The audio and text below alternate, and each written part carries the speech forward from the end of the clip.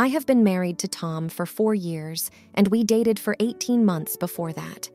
Tom has a 6-year-old daughter, Evie, with his ex-fiancée, Diana. I've always been involved in Evie's life.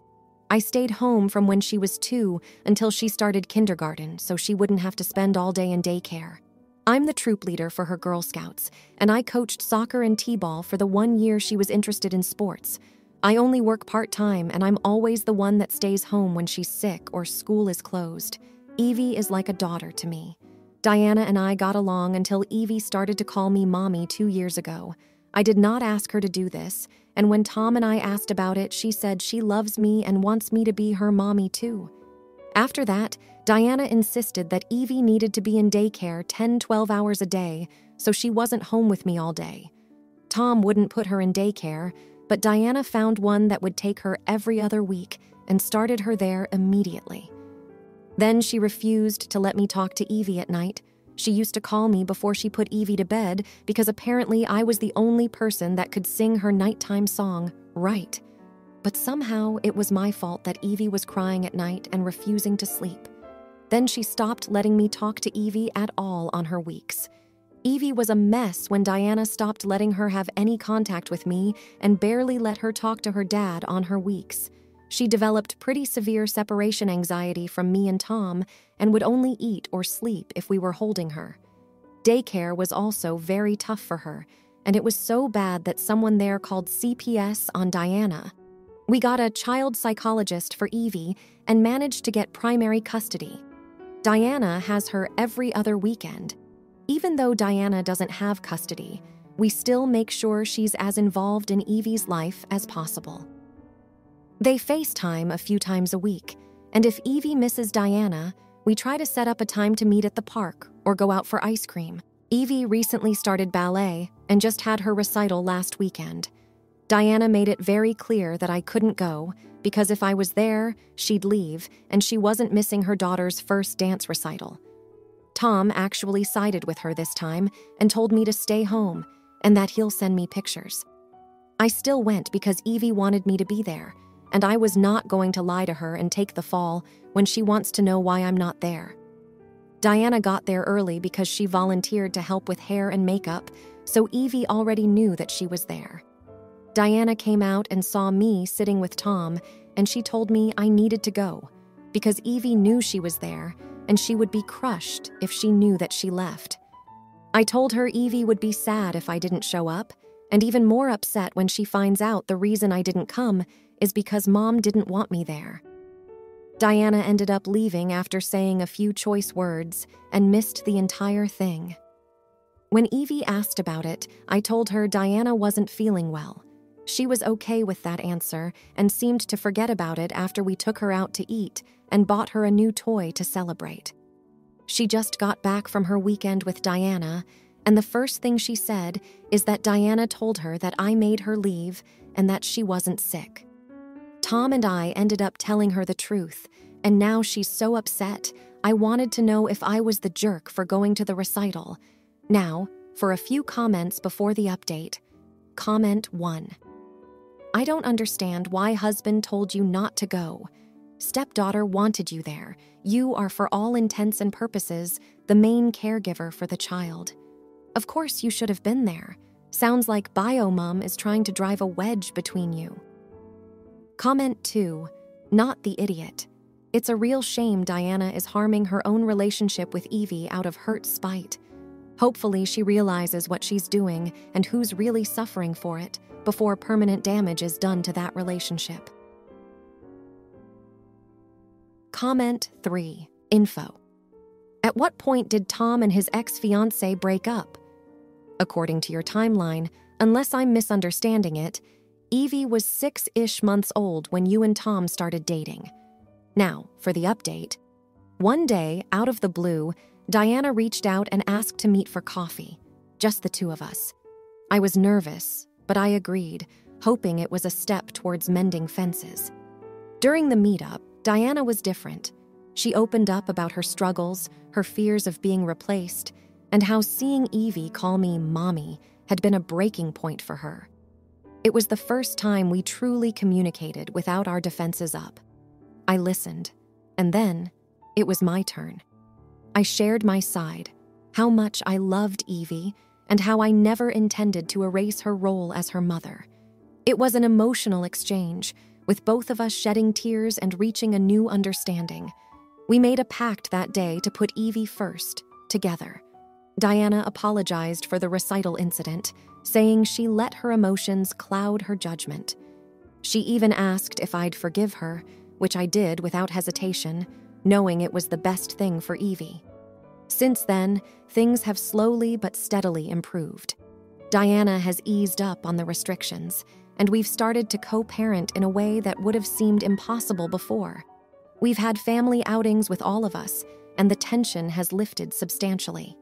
Evie is thriving with all her parents working together harmoniously. The most touching moment came last week. Evie had a small school play, and as she took the stage, she knew she had a full cheering squad. Diana sat on one side, Tom and I on the other, and we all clapped proudly for our little star. After Evie's performance, she ran to us, and for the first time, she didn't have to choose whom to hug first. We were all there, together. This journey has taught us the value of forgiveness and communication. We're not a traditional family, but we're Evie's family, and that's what truly matters. Now for the comments. Comment 1, not the idiot. This is absolutely beautiful. It's not about being a traditional family, it's about being there for the child. Co-parenting is tough, and it sounds like you're doing it with grace and empathy. I admire your strength in setting aside past differences for the sake of your child's happiness. Keep on being an awesome parent. Comment 2, you're the idiot. I'm sorry, but it sounds like you're glossing over whatever caused the initial issues. Reconciliation is great, but it's important to address and resolve past conflicts thoroughly. Your child might be happy now, but kids pick up on unresolved tensions. Make sure this isn't just a temporary band-aid over deeper issues that could resurface later. Comment 3, not the idiot. It takes a lot of maturity to sit down with someone you've had issues with and work things out for the sake of a child. You're teaching your child an important lesson about conflict resolution and the power of communication. Keep up the good work and continue to be the bigger person. Now for the next story. A few weeks ago, my fiancé, 29-year-old male, and I, 28-year-old female, went for dinner when he asks me if he can ask me something, but I can't get mad. So I said, okay, just tell me. He proceeds to say that he was talking about our trip to Japan and his friend overheard and asked if he can come. I look at him already upset because this isn't just a trip. It's our honeymoon. We're getting married at the beginning of February and leaving a week later for our honeymoon, which is a week in Thailand and a week in Tokyo. I tell him why he would think it's okay for his friend to join when it's our honeymoon. He then got upset and said, I can never say anything without you getting upset. It's like walking on eggshells with you. Honestly, after that, we didn't speak. And after a day or two, he apologized and said he told him no to coming because it was our honeymoon. We left it at that, which brings me to yesterday. He was gone helping his dad do some yards around the neighborhood when I heard, here's where I know most won't agree, but I decided to go on his laptop and snoop. I see a group message that's named Tokyo Boys. When I start to read the message, I realize that all his friends are going to Tokyo the exact same week we are going. They're talking about places to visit and where they're staying. I was livid. Of course, I couldn't keep it to myself that I knew, so I text him and ask him what that was about. And of course, his first answer is, why are you looking through my things? Then he says how he told them he wouldn't be seeing them because it's our honeymoon and that they still decided to go and that he doesn't own Japan. I'm honestly so upset about this, and due to it being Thanksgiving yesterday, I had to suck it up and pretend we were okay, when honestly, I'm so mad and hurt that he ignored me and my feelings. I know when we're there, they're going to be calling him to go places, and I will be the jerk if I don't want to go. Now, for a few comments before the update. Comment 1. You shouldn't marry him. It's that simple. If you are determined to go through with it, get a watertight prenup to protect yourself when things inevitably collapse, and for the love of God, change your honeymoon plans. Comment 2. I wouldn't marry him. He does not prioritize you, and it's your freaking honeymoon. This is also a preview of coming attractions. He will keep doing shoot like this in the future. He's gaslighting you like a pro. Comment 3. Not the idiot. I hope he is going to be your ex-fiancé soon. Do not marry a man like that. He is disregarding your feelings about your own freaking honeymoon. What's next? He does not prioritize you. Now for the update. 2 days after the confrontation, my fiancé came home with an envelope. Tickets to Phuket, a different destination in Thailand, for the same dates as our original honeymoon. He said he wanted to make it right and have a private honeymoon before heading to Tokyo. At this point, I was touched, but still skeptical. I agreed, thinking maybe this was a step towards fixing things. It was an amazing gesture, but I couldn't shake the feeling that something was off. Fast forward, we're in Phuket. It's paradise, until I overhear him on a call. He's speaking Japanese, which he knows I don't understand well, but I pick up Tokyo, party, and the name of one of his friends. My heart sank. I confronted him right after, and he confessed that the whole Tokyo trip was actually a surprise bachelor party that got out of hand. His friends wanted me there as a cover, so it wouldn't look suspicious that they were all going without their significant others. I was livid, feeling used, and couldn't believe the deceit. We had a colossal argument in the hotel, and I packed my bags then and there. I booked the next flight back home and left him in Thailand. The flight back was a blur of tears and second-guessing everything about our relationship. That's not even the end of it. When I got back, I found out through social media that his friends didn't just go to Tokyo. They went on a full-blown tour of Asia's party hotspots, Bangkok, Seoul, Hong Kong, and the pictures were a slap in the face.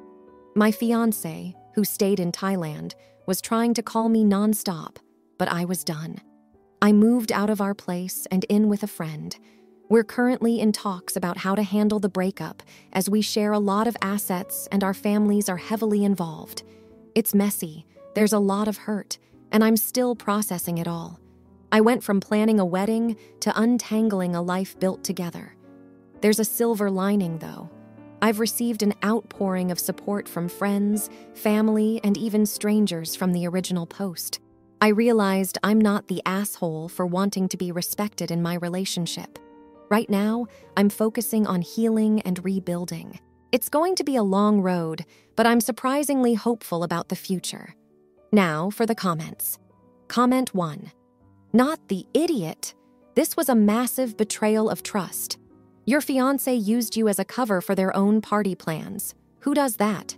I'm glad you have a strong support system. Healing will take time, but you're better off without someone who treats you like an afterthought. Stay strong. Comment 2. You're the idiot. I understand feeling hurt, but leaving your fiancé in a foreign country seems extreme. Relationships are about communication and forgiveness. Maybe it was a misguided attempt at a surprise that went wrong. I think this could have been an opportunity to set boundaries and grow, rather than ending everything on such a harsh note. Comment 3. Not the idiot. Your fiancé wasn't just sneaky, but outright disrespectful. A surprise bachelor party at the cost of your trust is a huge red flag. You did the right thing by leaving. Nobody needs that level of deception and selfishness in their life. Take your time to heal and find someone who values honesty as much as you do. Now, for the next story. My 34-year-old female boyfriend, who is 39 years old, expects intimacy every night. I'm really stressed out lately with work, and we have been fighting lately as well. Tonight just made me feel cringed, and it's very difficult to have a conversation with him, so I don't know what to do. Typical night. He gets home from work around the time I finish work from home. Oftentimes, we will sit at the kitchen table, he scrolls on his phone and complains about work. Then he takes a shower. I make dinner. We then lay in bed and watch TV, while he is constantly on his phone. I feel alone. I'll try to engage in conversation, oftentimes not very receptive. Then he will just use something as an excuse to take his weenie out and expects me to be in intimacy worker mode.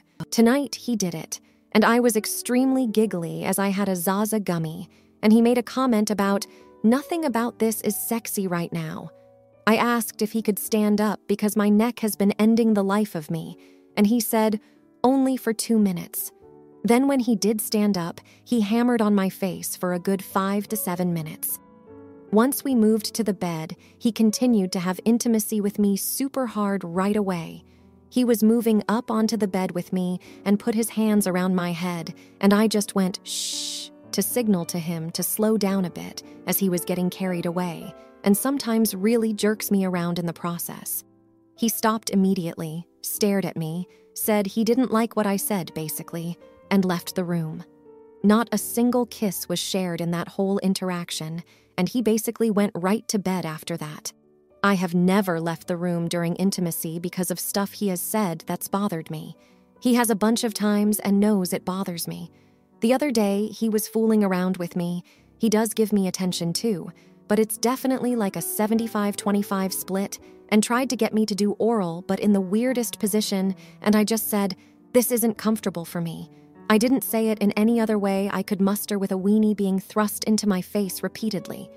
Didn't like that, gave me shoot for ruining the moment, and left the room. He doesn't respect me. I am partially to blame for that too, I know. We don't go on dates. The only thing we do together is have intimacy, and when he leaves me, it's really very lonely. TLDR. Boyfriend expects intimacy, and I'm tired of pretending. Now, for a few comments before the update. Comment 1. I missed the part where he interacts with you when not using you for intimacy. Comment 2. Anked. My, female 34, boyfriend, male 39, expects intimacy every night. Not the idiot. Move on. Comment 3.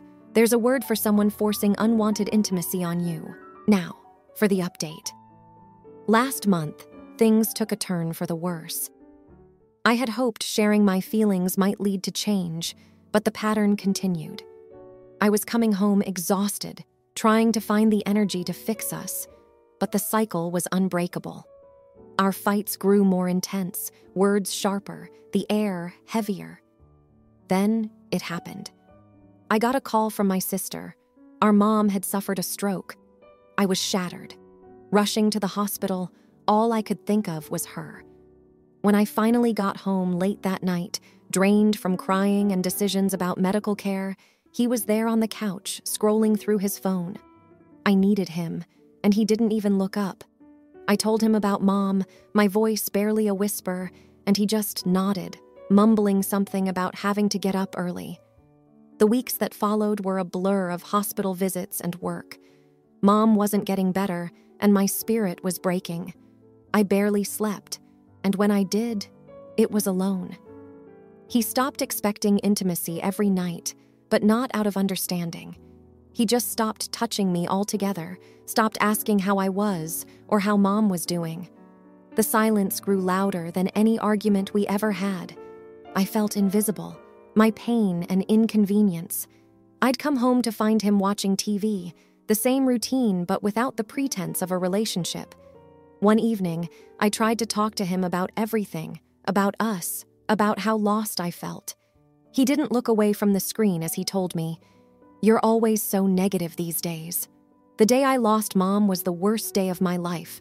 I came home from the hospital for the last time, and he was there, just like any other night. I sat next to him, a ghost in my own life, and he didn't say a word. I told him through tears that she was gone, and he just put his arm around me. It was the first touch in weeks, and it felt cold. He went to bed early, said he had a headache. I'm writing this from the guest room, my new refuge. It's clear now, I'm alone in this. The man I live with, who I thought I'd share my life with, is a stranger to me. He's here, but I've never felt more alone. And in the quiet of this room, I realize I have to make a change. I can't pretend anymore. I just don't know how to start. Now, for the comments. Comment 1. not the idiot. Your partner's lack of empathy during such a devastating time is alarming. You deserve support, especially when dealing with the loss of a parent. It's not just about the relationship. It's about basic human compassion. It's time to surround yourself with people who will be there for you, both emotionally and physically. Comment 2. You're the idiot. I get that you're grieving, but relationships are complex. Maybe your partner is struggling with their own issues or doesn't know how to express their support in a way you recognize. Communication is key before making drastic decisions. Have you tried talking to them about how you feel? They might not even realize the impact of their actions. Comment 3. Not the idiot. Grief can be a revealing time, showing true colors. If your partner can't stand with you during the darkest of times, when will they? You're already taking the first step by acknowledging the need for change. Trust your gut and take care of yourself first. It's not selfish. It's necessary for your well-being. If you liked this video, you'll probably like these too. Also, while you're here, please consider subscribing. It's your support that keeps this channel alive and allows me to make better and longer videos. Have a great day.